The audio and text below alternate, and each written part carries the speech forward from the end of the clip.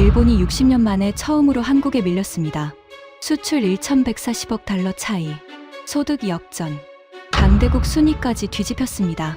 반도체, 조선, 방산, 전부 완패. 니케이가 직접 인정했습니다. 1980년 이후 처음이라고요. 그런데 진짜 충격은 따로 있었습니다. 일본이 한국의 목을 조르려 했던 수출 규제가 오히려 한국을 괴물로 키워버린 겁니다. 30년간 멈춰있던 일본이 마주한 충격적인 현실을 지금 공개합니다. 시작하기 전 구독과 좋아요, 그리고 대한민국 화이팅 댓글로 한국을 응원해주세요. 니케이 본사 편집국 회의실 문이 열렸습니다. 회의실 안쪽 벽에는 역대 니케이 일면 기사가 액자로 걸려 있었어요. 플라자 합의, 버블 붕괴, 리먼 쇼크. 일본 경제의 굵직한 순간들이 빛바랜 종이 위에 멈춰 있었죠. 저는 니시무라 케니치, 올해 61살입니다. 니케이 경제부에서 35년을 보냈어요. 국제경제, 통상정책, 산업분석. 일본 경제의 숫자라면 제가 모르는 게 없다고 자부해왔습니다. 회의실 상석에 편집국장 모리 쇼타로가 앉아 있었어요. 64살. 은퇴 안경 너머로 서류를 내려다보고 있었습니다. 모리 국장은 니케이에서 손꼽히는 보수파였어요. 입버릇처럼 하는 말이 있었죠. 니케이가 흔들리면 일본 경제계의 자존심이 흔들린다. 그 모리 국장이 서류를 탁 내려놓으며 저를 쳐다봤습니다. 니시무라 군. 한일 경제 30년 특집을 써. 가슴이 뜨끔했습니다. 한일 경제 비교는 요즘 일본 경제 매체에서 가장 민감한 주제였거든요. 숫자가 미묘해지고 있었으니까요. 다음 달 일면 기획이야. 니케이 창간 이래 가장 포괄적인 한일 경제 비교를 원한다. 수출, 소득, 산업, 경쟁력 전부 다뤄. 제가 고개를 끄덕이려는데 모리 국장이 한마디를 더 붙였습니다. 단, 방향은 분명히 해. 일본의 기초 체력이 여전히 건재하다는 걸 숫자로 보여주는 거야. 환율 때문에 일시적으로 역전된 것처럼 보이지만 본질은 변하지 않았다. 그걸 증명해. 순간 저는 아무 말도 할 수 없었습니다. 기자가 결론을 먼저 정해놓고 기사를 쓰라는 건 저널리스트에 대한 모독이었거든요.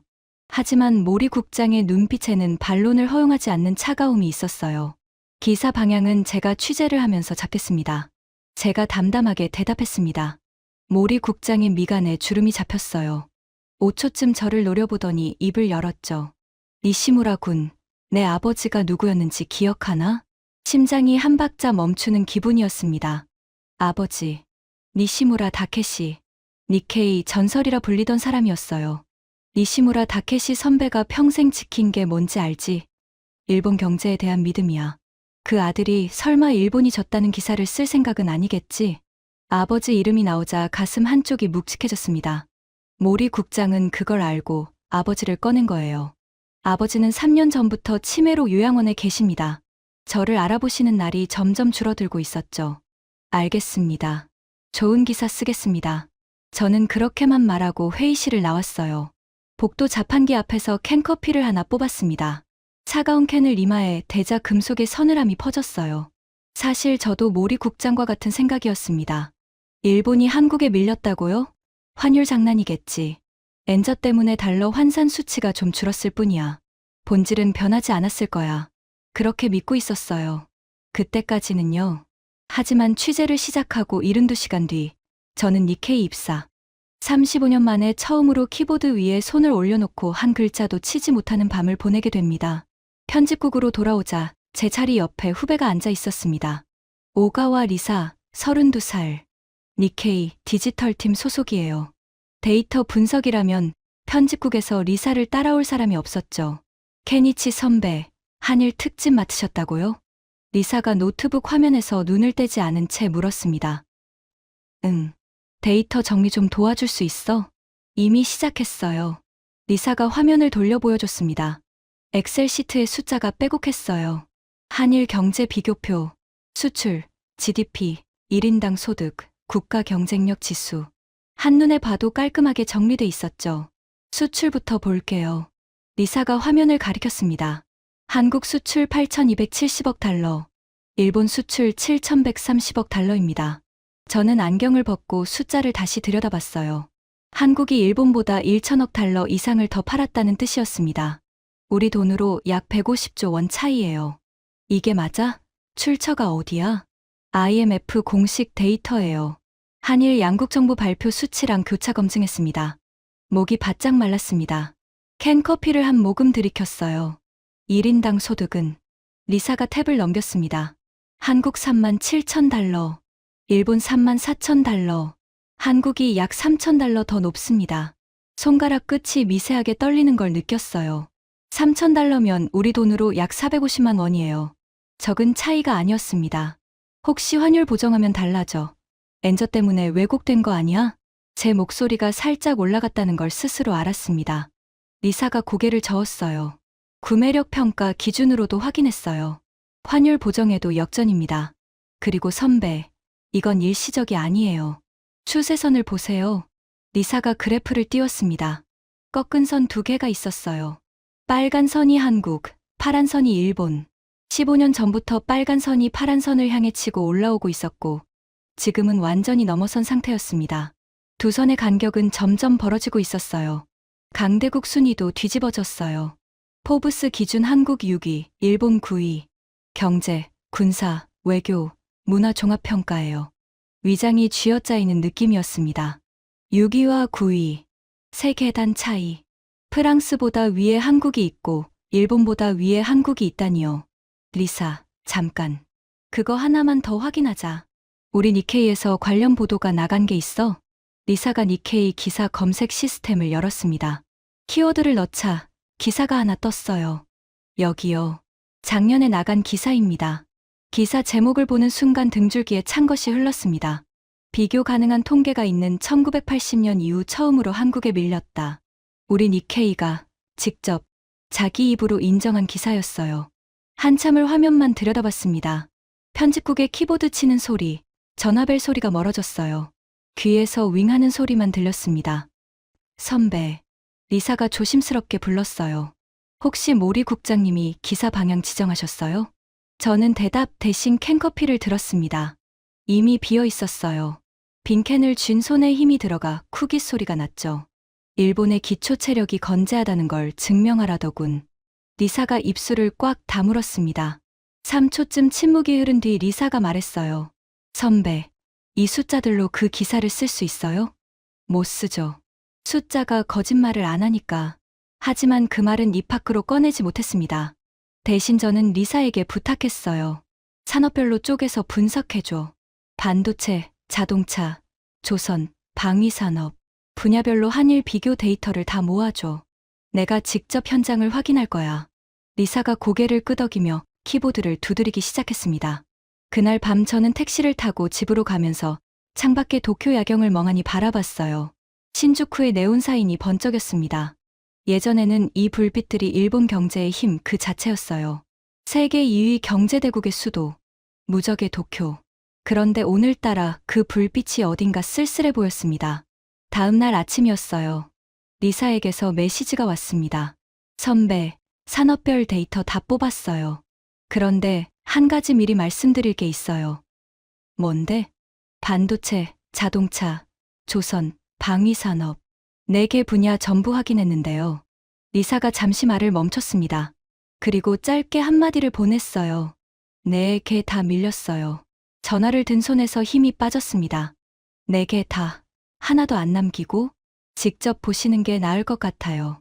한국으로 가셔야 합니다. 그렇게 저는 서울행 비행기표를 끊었습니다. 하지만 진짜 충격은 이 숫자들이 아니었어요. 한국에 직접 가서 눈으로 본 것, 귀로 들은 것, 피부로 느낀 것. 그게 저를 완전히 무너뜨렸습니다. 인천공항에 내리자마자 느꼈습니다. 뭔가 다르다는 걸요.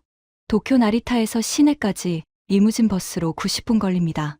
고속도로 위에서 버스가 덜컹거리며 달리죠. 인천공항에서는 공항철도를 탔어요. 서울역까지 43분.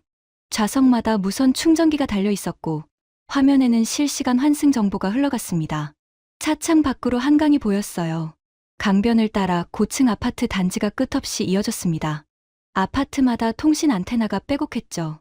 서울역에 도착해서 지하철로 갈아탔어요. 개찰구에서 교통카드를 댔는데 0.3초 만에 게이트가 열렸습니다. 도쿄 메트로에서 IC카드를 댈 때 가끔 인식이 안 돼서 뒷사람한테 눈치를 봤거든요. 여기선 그런 일이 없었어요. 지하철 안에서 주위를 둘러봤습니다. 승객 10명 중 9명이 스마트폰을 보고 있었어요. 그건 도쿄도 비슷합니다. 하지만 다른 게 있었어요. 한 할머니가 스마트폰으로 병원 예약을 하고 있었습니다. 화면을 손가락으로 톡톡 두드리며 진료과를 선택하고 날짜를 잡더니 바로 약국까지 예약을 끝냈어요. 70대 후반으로 보이는 분이었습니다. 일본에서는 어떨까요? 도쿄의 병원 예약은 대부분 전화입니다. 아침 9시에 전화하면 통화 중이에요. 10번, 20번 다시 걸어야 겨우 연결되죠. 예약이 잡히면 접수증을 팩스로 보내주는 병원도 아직 있어요. 호텔에 체크인하고 샤워를 하면서 생각했습니다. 아직 산업 현장은 하나도 안 봤어요. 그냥 공항에서 호텔까지 오는 동안 느낀 것만으로도 뭔가가 달랐습니다. 이틀 뒤 한국산업통상자원부 세종청사에서 박준혁 과장을 만났어요. 38살. 산업정책과 소속이었습니다. 리사가 한국 측 취재 협조를 요청해서 잡은 미팅이었죠. 세종청사 로비에 들어서는데 안내 키오스크가 얼굴 인식으로 방문증을 발급했어요. QR코드를 스마트폰에 받으니 엘리베이터 호출부터 회의실 안내까지 자동이었습니다. 도쿄중앙성청에서는 어떨까요? 방문 신청서를 종이에 쓰고 신분증 사본을 제출하고 안내 데스크에서 대기번호를 받아 기다립니다. 담당자가 1층까지 마중 나올 때까지 로비 소파에 앉아 있어야 해요. 회의실에 들어서자 박준혁 과장이 자리에서 일어났습니다. 양복 상의를 벗고 셔츠 소매를 걷어 올린 차림이었어요. 테이블 위에 태블릿 2대가 놓여 있었고 벽면 스크린에는 한일 산업 비교 데이터가 이미 띄워져 있었습니다. 니시무라 편집위원님, 오래 기다리셨죠? 바로 시작하시죠. 악수를 하는데 소나기 힘이 셌어요. 눈도 똑바로 마주쳤습니다. 이 사람에게서 비굴함 같은 건 1도 느껴지지 않았어요. 저는 단도직입으로 물었습니다. 박 과장님, 솔직히 여쭙겠습니다.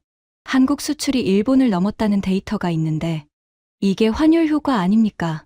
엔저가 빠지면 다시 역전되는 거 아닌가요? 제가 가장 듣고 싶은 대답은 네, 환율 효과가 큽니다였어요. 그래야 기사를 쓸 수 있었으니까요.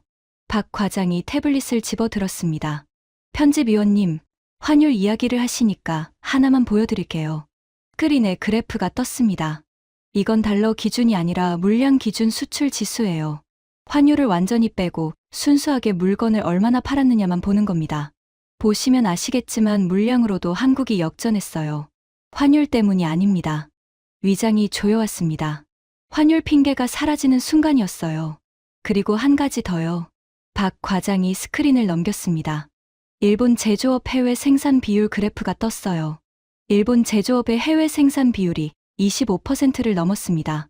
쉽게 말하면 일본 기업이 만드는 물건 4개 중 하나는 일본 밖에서 만들어요. 국내 수출로 안 잡히는 거죠. 그런데도 밀린 겁니다. 저는 입을 다물었습니다. 반박할 숫자가 없었어요. 박 과장이 태블릿을 내려놓고 저를 똑바로 바라봤습니다. 편집위원님, 숫자는 제가 만든 게 아닙니다. IMF가 만들고 세관이 집계하고 양국 정부가 발표한 숫자예요. 제가 드리고 싶은 말씀은 하나입니다. 박 과장의 목소리가 차분했지만 단호했어요. 직접 현장을 보십시오. 반도체 공장을 보시고 조선소를 보시고 방산 수출 현장을 보십시오. 숫자는 거짓말을 안 합니다. 그리고 현장은 숫자보다 더 솔직합니다. 등에 식은땀이 흘렀습니다. 회의실을 나와 복도를 걷는데 다리가 무거웠어요. 엘리베이터를 타고 1층으로 내려오면서 창밖을 봤습니다. 세종시 정부청사 단지가 내려다 보였어요. 깔끔하게 정돈된 도로, 신축 건물들, 자동화된 시스템. 20년 전 서울에 특파원으로 왔을 때와는 전혀 다른 나라였습니다. 그때 스마트폰이 울렸어요. 모리 국장이었습니다. 니시무라, 한국 취재 어때? 일본의 기초 체력이 건재하다는 근거 좀 찾았나? 저는 3초간 말을 잇지 못했습니다. 숨을 한번 들이쉬고 대답했어요. 아직 산업 현장 취재가 남았습니다. 내일 반도체 단지를 봅니다. 좋아. 한국 반도체는 메모리 하나에 올인한 도박이야. 시스템 반도체에서는 일본이 아직 경쟁력이 있거든. 그쪽을 파봐. 전화가 끊겼습니다. 호텔 방으로 돌아와 침대에 앉았어요. 가방에서 낡은 스크랩북을 꺼냈습니다. 아버지가 쓴 기사를 모아둔 거예요. 누렇게 변한 신문지 냄새가 올라왔습니다. 아버지의 기사 중 하나를 펼쳤어요. 28년 전 기사였습니다. 제목이 눈에 들어왔죠. 한국 경제위기 구조적 취약성이 드러나다. 기사 본문에 밑줄 친 구절이 있었습니다. 아버지가 직접 빨간 펜으로 그은 거예요. 한국은 분수를 몰랐다. 기초 없이 건물만 올리면 이렇게 무너진다. 28년 전 아버지는 이 기사로 니케이 편집국장상을 받았습니다. 일본 경제계에서 아버지의 이 문장은 한국 경제를 설명하는 고전이 됐어요. 세미나에서, 경제서적에서, 대학 강의에서 인용됐죠. 저도 그 문장이 맞다고 30년 가까이 믿어왔습니다. 하지만 오늘 박준혁이라는 38살 한국 관료가 보여준 숫자들 앞에서 아버지의 그 문장이 처음으로 흔들리기 시작했어요. 스크랩북을 닫았습니다. 손이 떨리고 있었어요. 내일부터 산업 현장을 돌아봅니다. 반도체, 조선, 방산, 소재. 네 곳을 직접 이 눈으로 확인할 겁니다. 아버지의 기사가 맞았다는 걸 증명하고 싶었어요. 간절하게요. 하지만 어딘가에서 불안한 목소리가 들렸습니다. 만약 아버지가 틀렸다면, 만약 한국이 정말로 분수를 바꿔버린 거라면, 저는 그 생각을 억지로 지우고 이불을 끌어올렸습니다. 서울의 밤은 도쿄보다 조용했어요. 하지만 그날 밤, 저는 한숨도 잘 수 없었습니다. 다음 날 아침, 저는 KTX를 타고 남쪽으로 내려갔습니다. 박준혁 과장이 잡아준 첫 번째 취재지는 경기도 화성에 있는 반도체 단지였어요. 서울역에서 수원까지 30분도 안 걸렸습니다. 수원역에서 차를 갈아타고 20분쯤 달리자 창밖 풍경이 바뀌었어요. 허허벌판이었던 곳에 거대한 건물들이 줄줄이 서 있었습니다. 하나같이 하얀색이에요. 먼지 한 톨 없어 보이는 외벽이 아침 햇살에 눈부시게 빛났습니다. 건물 사이를 잇는 파이프라인이 거미줄처럼 연결돼 있었죠. 축구장 수십 개를 이어붙인 것보다 큰 규모였어요. 삼성 반도체 단지였습니다. 정문에서 보안 절차를 거치는데 시간이 꽤 걸렸어요. 신분 확인, 전자기기 검사, 방진복 착용. 머리부터 발끝까지 하얀 방진복으로 감싸자 숨이 답답했습니다. 고글을 끼니 시야가 좁아졌죠. 안내를 맡은 이동현 수석연구원이 클린룸 입구에서 기다리고 있었어요. 45살, 반도체 설계 20년 경력이었습니다. 에어샤워를 지나 클린룸에 들어서는 순간 저는 숨을 멈췄어요. 끝이 보이지 않았습니다. 복도가 수백 미터씩 뻗어 있었고 양옆으로 장비들이 늘어서 있었어요. 천장에서 내려오는 조명이 균일하게 퍼져서 그림자 자체가 없었습니다. 온도 22도, 습도 45%. 사람의 머리카락 한 올이 떨어져도 불량이 나는 공간이었죠. 여기서 HBM을 만듭니다. 이 수석이 말했어요. HBM이 뭔지 쉽게 설명드릴게요. 요즘 AI 아시죠? 챗봇한테 질문하면 사람처럼 대답하는 거요. 그 AI가 생각을 하려면 엄청나게 빠른 반도체가 필요합니다. 사람으로 치면 뇌에 해당하는 거예요. 그 뇌가 HBM입니다. 저는 고개를 끄덕였습니다. HBM이라는 단어는 최근 니케이 지면에도 자주 등장하고 있었으니까요. 이걸 세계에서 누가 만드는지 아시죠? SK하이닉스와 삼성. 알고 있습니다. 네. 둘이 합쳐서 세계 시장의 93%를 가져갑니다. 100개 중 93개가 한국산이라는 뜻이에요. 93%. 저는 그 숫자를 수첩에 적으면서 펜 끝이 멈추는 걸 느꼈어요. 우리 일본은 이 시장에서 몇 퍼센트를 갖고 있죠? 사실상 0%입니다. 엔비디아 아시죠? AI 반도체의 제왕이라고 불리는 회사요. 물론 알죠. 그 엔비디아 CEO가 직접 한국에 왔어요. SK하이닉스 공장을 방문했습니다. 그리고 이렇게 말했죠. 이 수석이 잠시 말을 끊었다가 이어갔어요. 당신들 없으면 우리도 없다. 가슴이 뜨끔했습니다. AI 반도체의 왕이 한국 회사 앞에서 고개를 숙인 겁니다. 일본 회사 앞에서가 아니라요. 저는 질문을 던졌어요. 잠깐, 30년 전 이야기를 좀 하겠습니다. 제가 기자 생활 시작했을 무렵 세계 반도체 매출 상위 10개 기업 중 6개가 일본이었어요. NEC, 도시바, 히타치, 후지츠, 미쓰비시, 마쓰시타. 일본이 세계 반도체 시장의 절반 이상을 장악하고 있었습니다. 그때 한국 반도체는 명함도 못 내밀던 수준이었죠. 도대체 무슨 일이 벌어진 겁니까? 이 수석이 고개를 끄덕였어요. 그 역사를 잘 아시는군요. 일본 반도체가 세계를 호령하던 시절, 한국은 일본에서 장비를 사와야 했어요. 일본 기술자가 한국 공장에 출장 오면 한국 엔지니어들이 수첩을 꺼내서 장비 조작 순서를 몰래 적었다는 이야기도 있죠. 그 이야기를 듣는 순간 제 가슴이 이상하게 아팠습니다. 수첩에 적던 한국인들을 우리 일본 기술자들이 어떤 눈으로 봤을지 알기 때문이에요. 눈에 들어오지도 않았겠죠. 부품이나 사다 조립하는 나라라고 생각했을 테니까. 그런데 지금 이 클릴룸에서 만들고 있는 HBM은 일본이 만들지 못하는 물건입니다. 이 수석의 목소리가 담담했어요. 자랑이 아니라 사실을 말하는 톤이었습니다.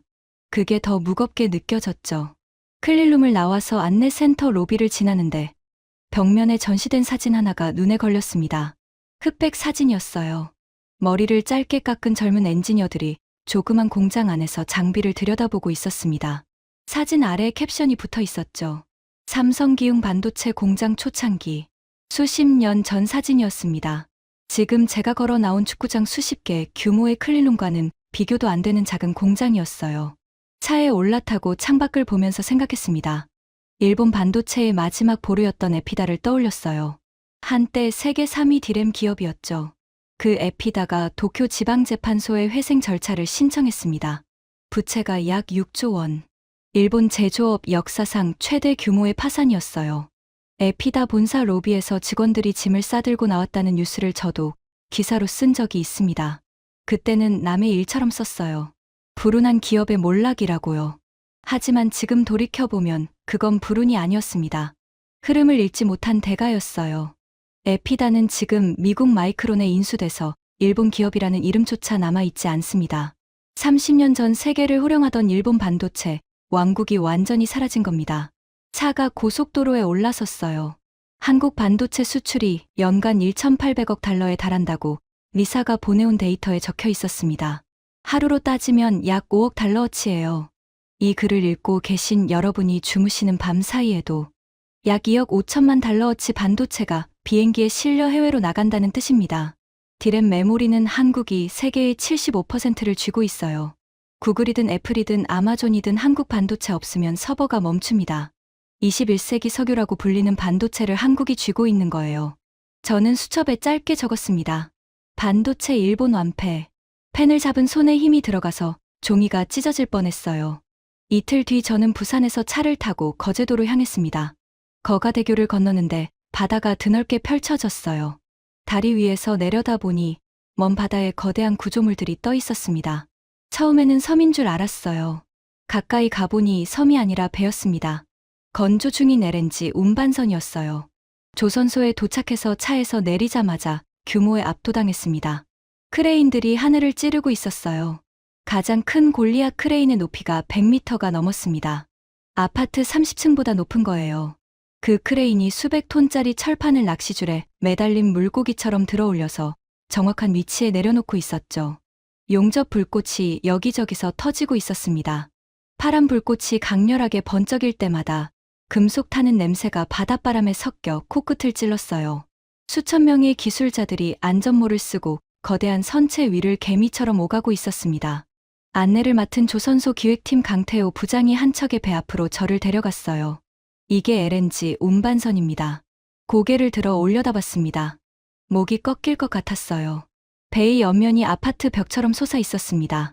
길이가 축구장 4개를 이어붙인 것보다 길었어요. 이 배 한 척 가격이 얼마인지 아세요? 대략은 알고 있습니다. 한 척에 3,800억 원입니다. 웬만한 중견기업 1년 매출과 맞먹는 금액이죠. 강 부장이 배 안쪽을 가리켰습니다. 이 배가 어려운 이유를 말씀드릴게요. 천연가스를 영하 163도로 냉각해서 액체로 만들어 싣는 겁니다. 영하 163도가 어느 정도냐면 한겨울에 영하 15도만 돼도 코끝이 얼얼하잖아요. 그것보다 10배 이상 차가운 겁니다. 이 온도에서 화물창에 머리카락 한 올 두께의 균열만 생겨도 가스가 새면서 배가 통째로 얼어서 깨질 수 있어요. 저는 화물창 벽면을 손가락으로 살짝 짚어봤습니다. 매끄러웠어요. 이음새가 보이지 않았습니다. 이 정밀도를 축구장 4개 길이에 걸쳐서 유지해야 한다는 거였죠. 중국이 달려들었어요. 강 부장의 목소리가 낮아졌습니다. 한국보다 30% 싸게 해드리겠습니다. 중국 조선소들이 카타르에 이렇게 제안했죠. 카타르가 100척이 넘는 LNG선을 발주하겠다고 했거든요. 엄청난 물량이니까 중국이 눈에 불을 켰어요. 그래서 어떻게 됐습니까? 강 부장이 씩 웃었어요. 카타르 에너지부 관계자들이 중국 조선소를 직접 시찰했습니다. 공장을 돌아보고 설비를 점검하고 기술자들과 면담까지 했죠. 그리고 돌아와서 내린 결론이 뭐였는지 아세요? 강 부장이 잠시 뜸을 들였습니다. 한국을 선택했습니다. 3,800억짜리 배를 맡기는데 싸다고 아무한테나 맡기겠습니까? 가스가 새면 수천억 원이 바다에 가라앉는 거예요. 실력이 검증된 곳에 맡기는 겁니다. 저는 수첩에 적었습니다. 세계 LNG선 발주의 80% 이상 한국. 일본 조선업은 어떻게 됐나요? 제가 물었어요. 물으면서도 대답이 두려웠습니다. 강 부장이 고개를 살짝 기울이며 대답했어요. 일본은 세계 3위권으로 밀려났습니다. 고부가 가치 선박에서는 주문이 거의 끊겼죠. 일본 조선소들이 주로 만드는 건 벌크선이에요. 쉽게 말해서 석탄이나 철광석 싣는 화물선인데 마진이 얇습니다. LNG선 한 척 마진이 벌크선 10척 마진보다 큰 시대거든요. 배를 등지고 조선소를 빠져나오면서 뒤를 돌아봤습니다. 골리앗 크레인들 사이로 건조 중인 선박 여러 척이 보였어요. 저 배들이 완성되면 전 세계 바다를 누비게 됩니다. 카타르에 천연가스를 싣고 유럽으로, 아시아로, 미국으로. 한국이 만든 배가요. 80년대의 배는 일본이 제일 잘 만든다던 시절이 있었습니다. 그 시절은 끝났어요. 수첩에 적었습니다. 조선 일본 완패. 두 번째. 거제에서 올라와 다음 날 창원으로 갔습니다. 창원진에 일대에 한국 방위산업의 심장이 모여 있었어요. 박준혁 과장이 특별히 방산 기업 견학을 잡아줬습니다. 방산 취재는 다른 분야보다 까다로웠어요. 보안이 철저했거든요. 촬영 금지 구역이 대부분이었고 취재 가능한 범위도 제한적이었습니다.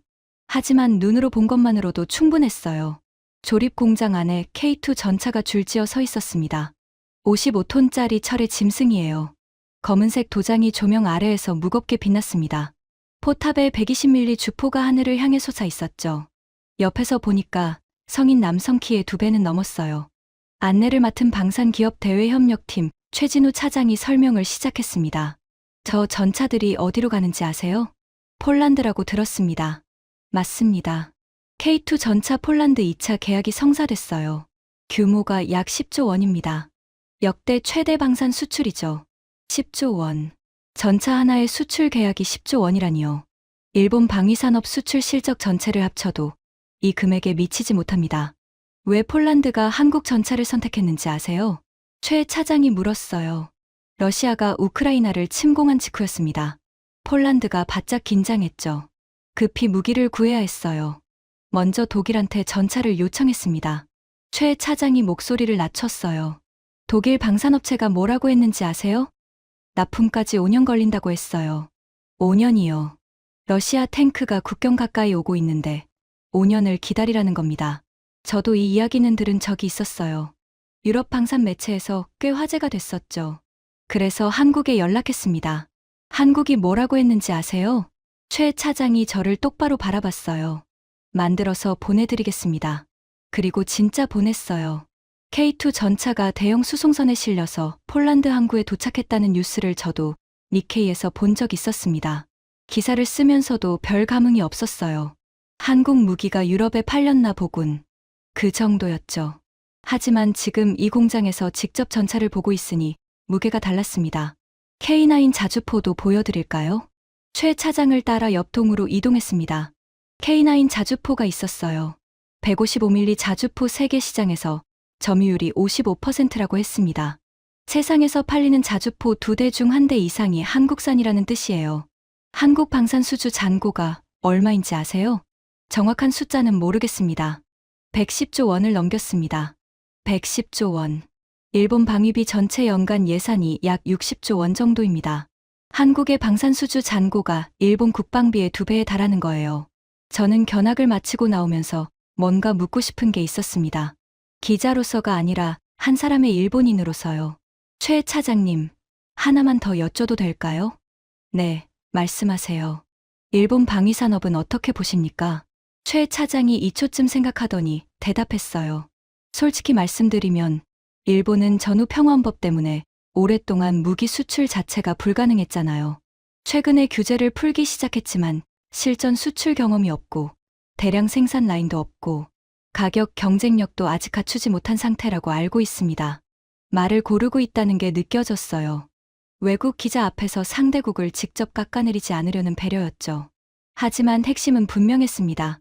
일본은 팔고 싶어도 당장 선반 위에 올려놓을 물건이 없다는 거예요. 차에 올라타고 창원을 빠져나오면서 일본 경제 매체 다이아몬드 온라인의 기사 한 줄이 떠올랐습니다. 한국은 세계 정상급으로 올라선 반면 일본은 완전히 뒤처졌다. 그 기사를 처음 봤을 때는 과장이라고 생각했어요. 지금은 과장이 아니었다는 걸 압니다. 수첩에 적었습니다. 방산 일본 완패. 세 번째, 반도체, 조선, 방산. 세 곳을 돌았습니다. 세 곳 다 같은 결론이었어요. 하지만 진짜 충격은 네 번째 취재지에서 기다리고 있었습니다. 그리고 그곳에서 저는 모리 국장에게 전화를 걸게 됩니다. 국장님, 이 기사를 제가 어떻게 써야 합니까? 하고요. 충남으로 이동했습니다. 네 번째 취재지는 반도체 소재를 만드는 중견기업이었어요. 박준혁 과장이 이곳을 마지막 취재지로 잡은 이유가 있었습니다. 편집위원님, 여기를 마지막으로 보셔야 합니다. 한국이 왜 일본을 넘었는지 그 본질이 여기 있어요. 차에서 내리자 공장 건물이 보였어요. 삼성이나 SK 같은 대기업의 화려한 단지와는 달랐습니다. 규모는 작았지만 건물은 깔끔했고 정문 옆에는 최근에 지은 것으로 보이는 연구동이 서 있었죠. 안내를 맡은 김상호 연구소장이 마중 나왔습니다. 58살, 화학공학 박사. 이 회사에서 25년을 일한 사람이었어요. 니시무라 편집위원님, 불화수소라는 걸 아시죠? 알고 있습니다. 알고 있다는 정도가 아니었어요. 제가 그걸 너무나 잘 알고 있었습니다. 왜냐하면 그 사건은 일본 측에서 벌어진 일이었으니까요. 일본 경제산업성이 한국에 대한 반도체 핵심 소재 3가지의 수출 관리를 강화한다고 발표한 날, 저는 니케이 편집국에서 속보를 쳤습니다. 불화수소, 포토레지스트, 폴리이미드, 반도체를 만드는 데 없어서는 안 되는 물질들이었죠. 당시 고순도, 불화수소의 일본 의존도가 사실상 100%였어요. 순도 99.999%, 10만 분의 1이라도 불순물이 섞이면 반도체가 망가집니다. 이 수준의 순도를 만들 수 있는 곳이 세계에서 일본밖에 없었어요. 그날 니케이 편집국 분위기를 기억합니다. 모리 국장이 만족스러운 표정으로 편집회의에서 이렇게 말했어요. 한국 반도체의 급소를 잡았다. 삼성이든 하이닉스든 공장 문을 닫아야 할 거야. 이게 일본의 저력이다. 편집국 기자들이 고개를 끄덕였습니다. 저도 그중 하나였어요. 하지만 제가 지금 서 있는 이 공장이 그 이야기의 결말을 보여주고 있었습니다. 김 소장이 연구동으로 저를 안내했어요. 복도를 걸으면서 벽에 걸린 액자 사진들을 봤습니다. 연구원들이 방진복을 입고 클린룸에서 실험하는 사진, 새벽 실험실에서 데이터를 들여다보는 사진. 그 중 한 장에 날짜가 적혀 있었어요. 일본 수출 규제 발표 직후였습니다. 이 사진은 뭡니까? 규제 발표가 나온 그 주부터 연구동에 불이 꺼지지 않았어요. 이 사진이 그때 찍힌 겁니다. 김 소장의 목소리가 담담했지만 사진 속 연구원들의 얼굴에는 비장함이 서려 있었습니다. 불화수소 순도를 올리는 게 얼마나 어려운 일인지 설명드릴게요. 김 소장이 클린룸 앞에서 멈춰 섰습니다. 99.99%까지는 올라갑니다. 거기까지는 어느 정도 기술력이 있으면 가능해요. 문제는 마지막 구 하나예요. 99.99%에서 99.999%로 올리는 그 0.009%. 이게 지옥이에요. 김 소장이 비유를 들었습니다. 올림픽 수영장에 물을 가득 채웠다고 생각해보세요. 그 물에 소금 알갱이 하나도 들어가면 안 됩니다. 그게 99.999%의 순도예요. 소름이 돋았습니다. 일본이 이 기술을 완성하는데 수십 년이 걸렸어요. 시설 투자만 수천억 원이 들어갔고요. 저희한테 시간은 없었습니다. 김 소장이 사진 한 장을 가리켰어요. 새벽 복도에서 종이컵 커피를 들고 벽에 기대 서 있는 두 연구원의 사진이었습니다. 규제가 발표되고 나서 저희 연구원들은 6개월 동안 주말이 없었어요. 하루에 실험을 12번에서 15번씩 반복했습니다. 99.99%에서 매번 멈추는 거예요. 공정 온도를 0.1도 바꿔보고 압력을 0.01기압 조절해보고 수백 번의 실패를 반복했죠. 그래서요? 찍었습니다. 99.999%. 김 소장의 눈이 빛났어요. 자부심이 아니라 그때의 절박함이 아직 남아있는 듯한 빛이었습니다. 한국 기술로 찍었습니다. 저는 할 말을 잃었어요. 일본이 수십 년에 걸쳐 쌓은 기술을 한국이 단기간에 따라잡은 겁니다. 거기서 끝이 아닙니다. 김 소장이 태블릿을 꺼내 데이터를 보여줬어요. 반도체 핵심 품목 100가지의 일본 의존도가 규제 전 31%에서 24%로 떨어졌어요. 매출 1조 원이 넘는 소재 부품 장비 기업이 13개에서 35개로 거의 3배 가까이 늘었습니다. 저는 그 숫자를 수첩에 적으면서 펜을 멈췄습니다. 멈출 수밖에 없었어요. 왜냐하면 그 숫자가 의미하는 게 너무나 명확했기 때문입니다. 일본이 한국의 목을 조르려 했는데 오히려 한국의 근육을 키워준 꼴이 된 거예요. 당시 한국 기업인들 사이에서 이런 농담이 돌았어요. 김 소장이 말했습니다. 고맙습니다. 아베 총리. 그 말을 듣는 순간 저는 펜을 쥔 손에 힘이 풀려서 수첩 위에 잉크 자국이 번졌습니다. 일본인으로서 그 말을 듣는 건 칼로 베이는 것 같은 아픔이었어요. 하지만 부정할 수 없었습니다. 사실이니까요. 공장을 나와서 주차장에 섰습니다. 늦은 오후 햇살이 비스듬히 내리쬐고 있었어요. 공장 굴뚝에서 하얀 수증기가 피어오르고 있었습니다. 스마트폰을 꺼내 모리 국장에게 전화를 걸었어요. 모리 국장님. 니시무라. 어때? 기사 윤곽이 잡혔나? 국장님, 반도체를 봤습니다. 조선소를 봤습니다. 방산 공장을 봤습니다. 소재 기업을 봤습니다. 그래서 네, 곧 다 밀렸습니다. 전화기 넘어가 조용해졌어요. 3초, 5초, 7초. 모리 국장의 숨소리만 들렸습니다. 하나도 안 남기고요. 하나도 안 남기고요. 또 침묵이 흘렀어요. 그리고 모리 국장의 목소리가 낮아졌습니다. 니시무라. 내가 쓰려는 게 뭔지 알겠어. 하지만 분명히 말해두지. 니케이가 일본이 졌다는 기사를 일면에 싣는 건 내가 살아있는 한 없을 거야. 전화가 끊겼어요. 손이 떨리고 있었습니다. 분노 때문이 아니었어요. 모리 국장의 말이 이해가 됐기 때문입니다. 니케이는 일본 경제의 자존심이에요. 일본이 졌다는 기사를 쓴다는 건 니케이 스스로가 일본의 자존심을 내려놓는 거거든요. 하지만 기자가 사실을 감추면 그건 기자가 아닙니다. 저는 호텔로 돌아가는 대신 서울 시내를 걸었어요. 광화문 광장을 지나 경복궁 돌담길을 따라 천천히 걸었습니다. 해가 지고 있었어요. 돌담 위로 석양이 붉게 물들었습니다. 걸으면서 생각했어요. 반도체, 조선, 방산, 소재. 4개 산업에서 전부 밀렸다는 사실이 문제가 아니었습니다. 진짜 문제는 이거였어요. 왜 일본은 밀렸는가? 기술이 없어서? 아닙니다. 돈이 없어서? 아닙니다. 사람이 없어서? 그것도 아닙니다.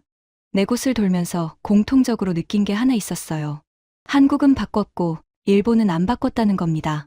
한국은 IMF로 나라가 무너졌을 때 인터넷 광 케이블을 깔았어요. 아무것도 남지 않았으니까 어차피 새로 지을 거면 제대로 짓자는 심정이었죠.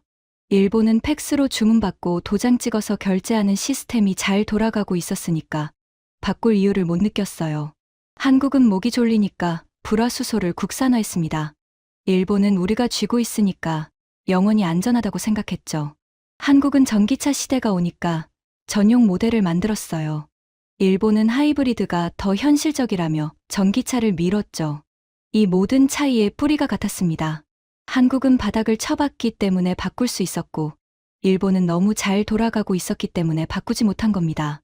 위기가 일본을 멈추게 한 게 아니에요. 안정이 일본을 멈추게 한 거예요. 경복궁 돌담 끝에 섰을 때 하늘이 완전히 어두워져 있었습니다. 먼 곳에서 엔서울타워 조명이 빛나고 있었어요. 그때 문득 아버지가 떠올랐습니다. 아버지의 기사. 한국은 분수를 몰랐다. 아버지, 틀리셨어요. 한국은 분수를 몰랐던 게 아닙니다. 분수를 바꿔버린 거예요. 호텔방으로 돌아왔습니다. 책상 위에 노트북을 열었어요. 화면에 커서가 깜빡이고 있었습니다. 기사를 쓰기 시작해야 했지만 손가락이 움직이지 않았어요. 가방에서 아버지의 스크랩북을 다시 꺼냈습니다. 누렇게 변한 종이 냄새가 방 안에 퍼졌어요. 아버지가 35년간 쓴 기사들이 날짜순으로 정리돼 있었습니다. 첫 페이지를 넘겼어요. 아버지가 입사 초기에 쓴 기사가 있었습니다. 일본 제조업의 부흥을 다룬 기사였죠. 소니가 트랜지스터 라디오로 세계를 놀라게 하던 시절이에요. 기사 여백에 아버지의 메모가 있었어요. 메이드 인 재팬. 이 5 글자가 세계를 지배하는 날이 올 거다. 아버지의 그 예언은 맞았습니다. 실제로 그런 시대가 왔으니까요. 몇 페이지를 더 넘겼어요.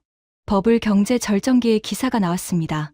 도쿄 왕궁 부지의 땅값이 캘리포니아 전체보다 비쌌다는 기사. 일본 기업이 미국 록펠러 센터를 사들였다는 기사. 아버지는 이런 기사를 쓰면서 일본 경제의 힘을 세상에 알리는 게 자기 사명이라고 믿었어요. 그리고 한참을 넘기자 그 기사가 나왔습니다. 28년 전 기사. 한국 경제위기 구조적 취약성이 드러나다. 아버지가 빨간 펜으로 밑줄을 그은 문장이 다시 눈에 들어왔어요. 한국은 분수를 몰랐다. 기초 없이 건물만 올리면 이렇게 무너진다. 이 기사로 아버지는 니케이 편집국장상을 받았습니다. 시상식 사진도 스크랩북에 붙어 있었어요. 아버지가 상패를 들고 환하게 웃고 있었습니다.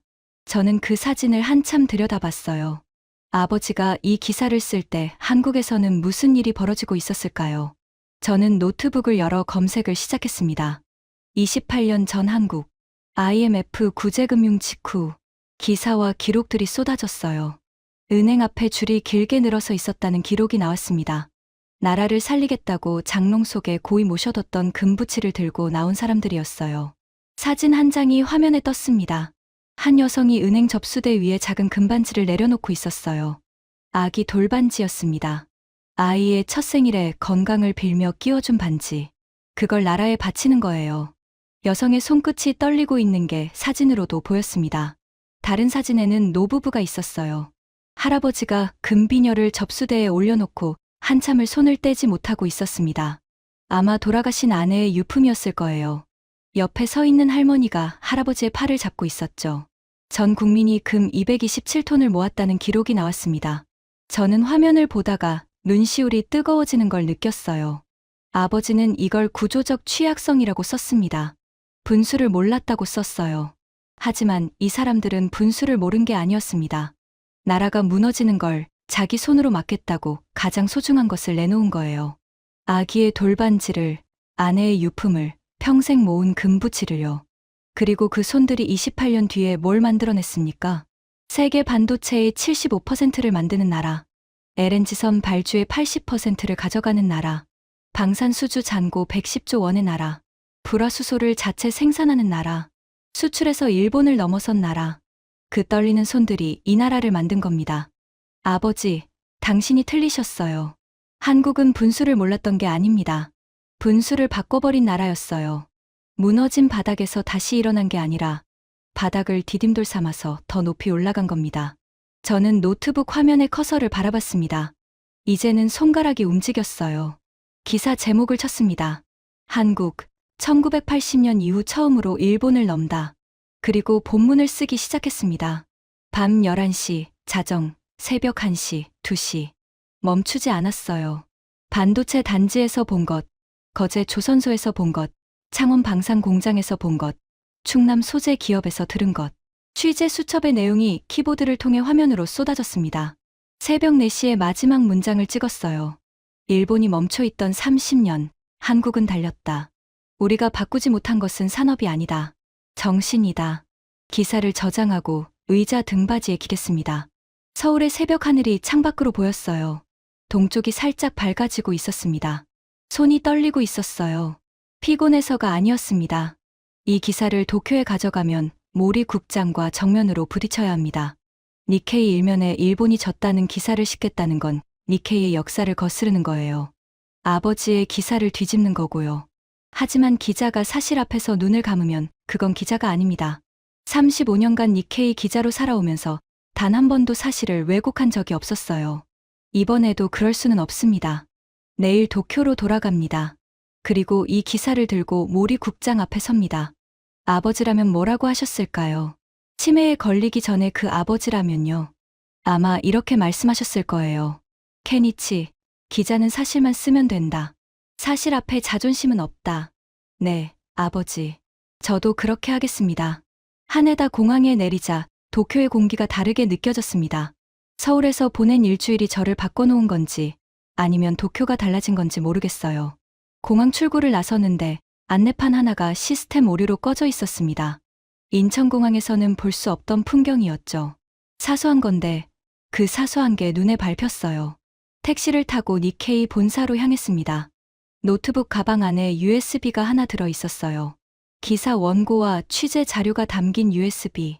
무게는 몇 그램도 안 되는데 가방이 묵직하게 느껴졌습니다. 편집국에 들어서자 리사가 먼저 알아봤어요. 선배, 한국 어땠어요? 저는 대답 대신 USB를 흔들어 보여줬습니다. 기사 다 썼어. 모리 국장한테 보고해야 하는데 그 전에 내가 먼저 봐줘. 리사가 USB를 받아 노트북에 꽂았어요. 기사를 읽기 시작했습니다. 저는 옆에 서서 리사의 표정을 지켜봤어요. 처음에는 무표정이었습니다. 1분쯤 지나자 눈이 커졌어요. 3분쯤 지나자 입술이 살짝 벌어졌습니다. 5분이 지났을 때 리사가 화면에서 눈을 떼고 저를 올려다봤어요. 선배, 이 기사 나가면 난리 나요.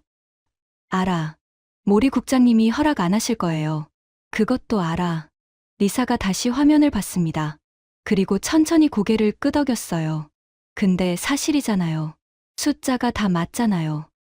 그래, 사실이야. 리사가 잠시 침묵하더니 입을 열었습니다. 저도 같이 들어갈게요. 국장님한테요. 안 돼. 내가 불이익 받아. 선배 혼자 맞으시게 놔둘 순 없죠. 리사의 눈이 단호했어요. 32살 후배의 그 눈빛에서 저는 한국에서 만났던 사람들의 눈을 봤습니다. 박준혁 과장의 눈, 김상우 소장의 눈, 새벽 클린룸에서 실험하던 연구원들의 눈, 사실 앞에서 물러서지 않는 눈이었어요. 모리 국장실 문 앞에 섰습니다. 노크를 3번 했어요. 안에서 낮은 목소리가 들렸습니다. 들어와. 문을 열고 들어갔어요. 모리 국장이 책상에 앉아 있었습니다. 은퇴 안경 너머로 저를 올려다봤죠. 그 뒤에 리사가 따라 들어왔어요. 모리 국장의 눈썹이 살짝 올라갔습니다. 오가와 군은 왜 같이 왔나? 데이터 분석을 제가 담당했습니다. 리사가 짧게 대답했어요. 모리 국장이 저를 봤습니다. 기사는 여기 있습니다. 저는 USB를 건넸어요. 모리 국장이 자기 노트북에 꽂았습니다. 기사를 열었어요. 제목이 화면에 떴습니다. 한국, 1980년 이후 처음으로 일본을 넘다. 모리 국장의 미간에 주름이 잡혔어요. 하지만 아무 말 없이 기사를 읽기 시작했습니다. 1분, 2분, 3분. 국장실에 시계 초침 소리만 울렸어요. 5분이 지나자 모리 국장이 노트북을 닫았습니다. 니시무라. 목소리가 낮았어요. 내가 뭐라고 했지? 일본의 기초 체력이 건재하다는 걸 보여주라고 했지. 국장님, 기초 체력이 건재하다는 증거를 찾으러 갔습니다. 그래서 없었습니다. 모리 국장의 눈이 가늘어졌어요. 안경 너머 눈동자에 차가운 빛이 서렸습니다. 반도체는 일본이 장비와 소재에서 아직 경쟁력이 있어. 자동차는 토요타가 세계 1위야. 전체 그림을 보면 일본이 아직 강한 분야가 있다고. 있습니다. 부분적으로는요. 저는 리사를 봤어요. 리사가 태블릿을 꺼내 스크린에 연결했습니다. 데이터가 벽면 대형 스크린에 떴어요. 하지만 전체 그림은 이겁니다. 리사가 화면을 넘기기 시작했어요. 수출 총액. 한국 8,270억 달러, 일본 7,130억 달러. 한국이 1,140억 달러 더 많습니다. 화면이 넘어갔습니다. 1인당 국민소득. 한국 3만 7천 달러, 일본 3만 4천 달러. 한국이 3천 달러 더 높습니다. 또 넘어갔어요. 포브스 강대국 순위. 한국 6위, 일본 9위. 또 넘어갔습니다. 반도체 메모리 세계 점유율. 한국 75%, 일본 사실상 0%. HBM은 한국이 93%. 또요. LNG선 세계 발주. 한국 80% 이상. 일본 수주 점유율 한 자릿수. 또요. 방산 수주 잔고. 한국 110조 원. 일본 방위비 연간 예산 60조 원의 거의 2배. 화면이 계속 넘어갈 때마다 모리 국장의 얼굴에서 혈색이 빠져나갔습니다. 리사가 마지막 화면을 띄웠어요. 소재 부품 장비. 일본 규제 이후 한국의 일본 의존도 31%에서 24%로 하락. 매출 1조 원 이상 소부장 기업 13개에서 35개로 증가. 조용했습니다. 국장실 전체가요. 모리 국장이 책상 위 펜을 집어들었다가 내려놓았어요. 다시 집어들었다가 또 내려놓았습니다. 손이 갈 곳을 찾지 못하는 거였어요. 국장님, 제가 입을 열었습니다. 저도 이 기사를 쓰고 싶지 않았습니다. 한국에 가기 전에는 일본이 아직 괜찮다는 증거를 찾을 수 있을 거라고 믿었어요. 아버지가 쓴 기사가 맞았다고 증명하고 싶었습니다. 모리 국장이 저를 봤어요. 하지만 현장에 가보니 숫자가 거짓말을 하지 않았습니다. 반도체 클린룸에서, 거제 조선소에서, 창원방산 공장에서, 충남 소재 기업에서 제가 두 눈으로 본 겁니다. 목소리가 떨렸지만 멈추지 않았어요. 국장님, 니케이가 이 사실을 보도하지 않으면 다른 매체가 할 겁니다. 파이낸셜 타임스가 하고, 블룸버그가 하고, 로이터가 할 겁니다. 그때 니케이는 뭐가 됩니까? 사실을 알고도 감추고 있던 신문이 됩니다. 모리 국장의 안경 너머 눈이 흔들렸어요. 처음 보는 흔들림이었습니다. 니케이의 자존심이 일본이 이긴다는 기사를 쓰는 데 있는 게 아닙니다. 저는 한 발 다가서며 말했어요. 사실을 사실대로 쓰는 데 있습니다. 그게 아버지가 지킨 것이고 저도 지키고 싶은 겁니다. 아버지 이야기가 나오자 모리 국장의 표정이 미세하게 바뀌었어요. 모리 국장도 아버지를 알았거든요. 후배였으니까. 아버지의 뒷모습을 보고 기자가 된 사람이 모리 쇼타로였습니다. 30초쯤 침묵이 흘렀어요. 시계 초침 소리가 30번 울렸습니다. 모리 국장이 천천히 안경을 벗었어요. 안경다리를 접어 책상 위에 내려놓았습니다. 안경 없는 얼굴이 갑자기 늙어 보였어요. 내일 아침 편집회의에 올려. 그게 전부였습니다. 승인이었어요. 저와 리사는 국장실을 나왔습니다. 복도에서 리사가 주먹을 꽉 쥐고 있었어요. 눈이 빨갛게 충혈돼 있었습니다. 선배, 됐어요.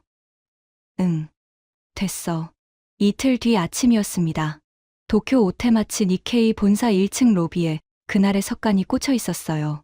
일면을 봤습니다. 한국, 1980년 이후 처음으로 일본을 넘다. 수출, 소득, 산업, 경쟁력 전면 역전. 제 이름이 기자명으로 찍혀 있었습니다. 니시무라 케니치. 35년 니케이 기자 생활에서 가장 쓰기 싫었고, 가장 쓰기 어려웠고, 하지만 가장 정직한 기사였어요. 로비에서 신문을 집어든 직원들의 표정이 보였습니다. 어떤 사람은 제목을 보고 멈췄어요. 어떤 사람은 기사를 읽다가 한숨을 쉬었고요. 어떤 사람은 신문을 접어서 가방에 넣고 아무 말 없이 엘리베이터를 탔습니다. 니케이 온라인판에 기사가 올라간 뒤 댓글이 폭주했어요. 비난도 있었고 인정하는 반응도 있었습니다. 하지만 가장 많은 반응은 이거였어요. 알고 있었다. 다만 누군가가 써주기를 기다리고 있었다. 그 댓글을 보는 순간 저는 깨달았습니다. 일본인들도 알고 있었던 거예요. 숫자가 뒤집어졌다는 걸. 다만 인정하기가 싫었을 뿐이죠. 기사가 나가고 사흘 뒤, 저는 요양원을 찾아갔습니다. 도쿄 서쪽 외곽에 있는 작은 요양원이에요. 입구에 물풀꽃이 피어 있었습니다. 접수대에서 면회 절차를 밟고 복도를 걸었어요. 소독약 냄새가 은은하게 깔려 있었습니다. 304호. 문을 열자 아버지가 창가에 앉아 있었어요. 니시무라 다케시. 니케이의 전설. 일본 경제의 자존심을 글로 지키겠다고 35년을 싸운 사람. 그 사람이 지금은 아들 얼굴도 잘 알아보지 못하는 상태로 하얀 환자복을 입고 창밖을 바라보고 있었습니다. 아버지. 아버지가 고개를 돌렸어요. 저를 봤지만 눈에 인식의 빛은 없었습니다. 누구야? 저예요, 아버지. 케니치요. 아버지가 천천히 고개를 기울였어요. 한참을 저를 들여다보더니 다시 창밖으로 고개를 돌렸습니다. 저는 옆에 있는 의자를 끌어와 아버지 곁에 앉았어요. 가방에서 신문을 꺼냈습니다. 제 기사가 실린 니케이 일면이었죠. 아버지, 기사 하나 썼어요. 아버지는 대답이 없었어요. 아버지가 28년 전에 쓴 기사 있잖아요. 한국이 IMF 맞았을 때 쓴 거요. 한국은 분수를 몰랐다. 기초 없이 건물만 올리면 무너진다. 아버지의 눈이 살짝 움직였어요. 기사 이야기에 반응하는 건지 아닌지 알 수 없었습니다. 그 기사가 틀렸어요, 아버지. 목소리가 떨렸습니다. 한국은 분수를 몰랐던 게 아니에요. 분수를 바꿔버린 거예요. 나라가 무너졌을 때 금반지를 내놓던 사람들이 28년 뒤에 세계 반도체의 75%를 만들고 바다 위에 180%를 건조하고 방산 110조 원어치를 수주하는 나라를 만들었어요. 아버지는 창밖을 보고 있었습니다. 그리고 일본은요, 아버지. 일본은 30년 동안 멈춰 있었어요. 너무 잘 돌아가고 있었기 때문에 바꾸지 않았어요. 팩스가 잘 되니까 팩스를 쓰고 도장이 잘 되니까 도장을 찍고 하이브리드가 잘 팔리니까 하이브리드를 고집했죠. 그 사이에 한국은 전부 바꿨어요. 창밖으로 요양원 정원이 보였어요. 잔디 위에 나비 한 마리가 날고 있었습니다. 아버지가 틀리신 게 아니에요. 저는 아버지의 손을 잡았어요. 마르고 가는 손이었습니다. 35년간 키보드를 두드려 기사를 쓰던 손이었죠. 세상이 바뀐 거예요. 그리고 우리가 바뀌지 못한 거예요. 아버지가 천천히 고개를 돌려 저를 봤습니다. 눈동자에 뭔가가 비쳤어요. 인식인지 반사인지 알 수 없었습니다. 하지만 아버지의 입이 살짝 움직였어요. 소리가 나왔습니다. 기사는 잘 썼나? 심장이 멈추는 것 같았습니다. 아버지가 저를 알아본 건지 아니면 기자라는 단어에 본능적으로 반응한 건지 모르겠어요. 하지만 저는 그 한마디에 눈물이 터졌습니다. 네, 아버지. 잘 썼어요. 사실대로 썼어요. 아버지가 다시 창밖을 봤습니다. 입가에 아주 희미한 미소 같은 게 스쳤어요. 미소였는지 착각이었는지 지금도 모르겠습니다. 저는 아버지 곁에 한참을 앉아 있었어요. 요양원 창으로 들어오는 오후 햇살이 아버지의 하얀 머리카락 위에 내려앉았습니다. 요양원을 나오면서 생각했습니다. 이 기사를 쓰면서 제가 깨달은 게 하나 있어요. 진짜 무서운 건 한국이 강해진 게 아닙니다. 한국은 위기가 왔을 때 바꿨어요. 무너졌을 때 다시 세웠어요. 일본이 목을 조르려 했을 때 오히려 더 강한 근육을 만들었어요. 위기를 기회로 바꾸는 DNA가 그 나라에 있었습니다. 진짜 무서운 건 그게 아닙니다. 우리가 멈춰 있었다는 겁니다. 30년 동안요. 잘 돌아가니까 바꾸지 않았어요. 세계가 달라지는데 우리만 같은 자리에 서 있었습니다. 그리고 어느 날 고개를 들어보니 뒤에 있던 한국이 앞에 서 있었어요. 하지만 저는 절망만 하고 돌아온 게 아닙니다. 한국에서 만난 사람들에게서 배운 것이 있어요.